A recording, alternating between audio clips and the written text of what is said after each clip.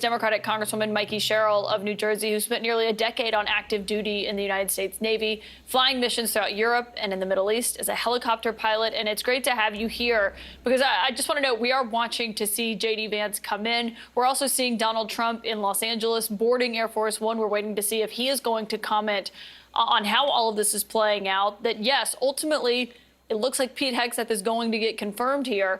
But on this news that Mitch McConnell is voting no, what was your reaction to that?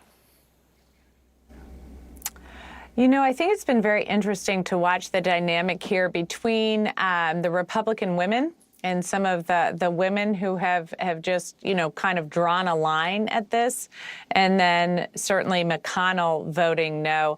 I guess I just look at this and I have to wonder, does anyone in the country feel more safe tonight with this news? And I'd have to think no, given the history of Pete Hegseth. So what this says to me as a veteran and a member of the Armed Forces Committee in the House is that we are going to have to work overtime to make sure that we are continuing to push in on innovation, making sure the appropriations and procurement processes work well, because these are not areas that I think Pete Hegseth has any sort of experience in.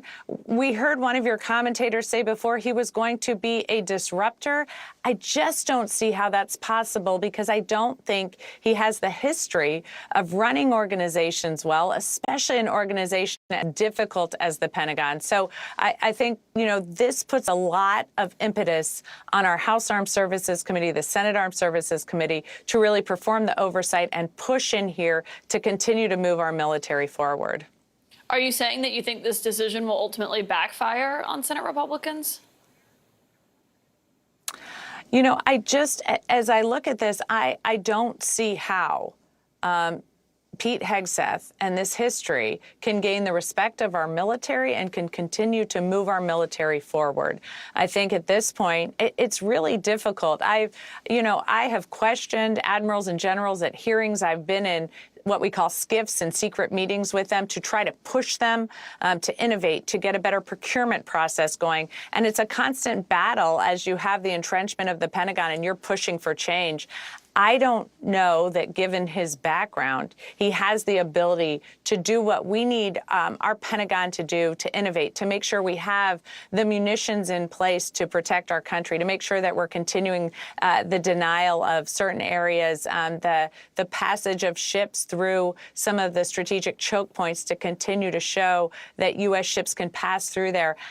Is he going to be able to run an organization like this? I don't think people feel he has those skills. So that's why we're going to have to make sure that on the House Armed Services Committee, we're pushing forward. We're continuing to do this work. And at the end of the day, continuing to make sure that we hold Pete Hegseth accountable for the things that he stated, that he's changed his mind on women in the military, for example. Well, I certainly hope so, because the Chief of Naval Operations is a woman right now.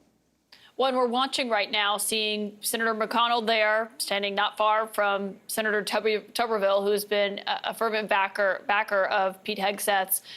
When you look at this and you're watching how this vote is playing out, as they are all waiting on Vice President Vance, who has just arrived on the Hill, to come in and break that tie, what does it say to you about Democrats' strategy here on these nominees? I mean, if Republicans remain united, Trump is going to get all of his nominees, and only these three say no. Trump could theoretically get all of his nominees confirmed.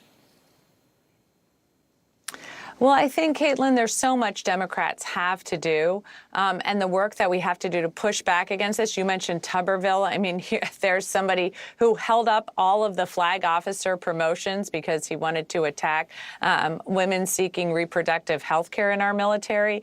You know, it just sort of defies logic, the type of people that are kind of beating our military up. But there are those of us who are going to stand strong, who are going to make sure the men and women who serve have the respect they deserve, have the tools they deserve, that our country is kept safe. But it's part of the reason, quite frankly, right now I'm running for governor, because we need strong Democratic governors. We need executives in this country who are going to push back against some of the bad policies, against some of the chaos that we see coming out of Washington at this time.